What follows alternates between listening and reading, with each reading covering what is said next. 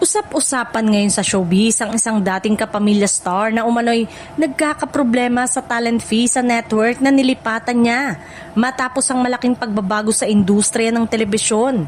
Ayon sa mga nakakaalam, mataas ang naging expectation ng naturang artista dahil sa kanyang mahabang karanasan at pangalan sa industriya. Sa simula raw ay maayos ang lahat, may project, exposure at mainit na pagtanggap. Ngunit habang tumatagal, lumalabas umano ang hindi pagkakaunawaan pagdating sa bayad at kontrata. Lalo nang humiling ang artista ng adjustment na sa tingin niya ay nararapat sa kanyang ambag sa programa. May mga bulong-bulungan din na hindi raw naging bukas ang bagong network sa negosasyon. Dahilan para unti-unting lumamig ang relasyon ng magkabilang panig.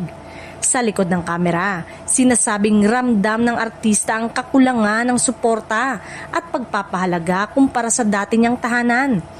Dahil dito, lumalakas ang espekulasyon na nais nang bumalik ng naturang ex-kapamilya sa network kung saan siya unang minahal ng masa.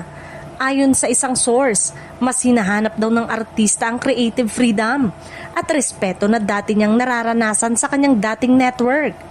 May mga senyalis din umanong nakikita ng netizen, mga throwback post, pakikipag-ugnayan sa dating mga kasamahan at makahulugang pahayag na tila may pinagdadaanan.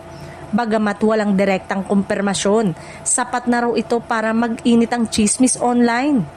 Sa ngayon, nananatiling tikom ang bibig ng magkabilang kampo. Pero sa mundo ng showbiz, walang permanenteng pamamaalam, lalo na kung puso, karera at tamang talent fee ang nakataya. Abangan na lang kung ang blind item na ito ay mauuwi sa isang big comeback.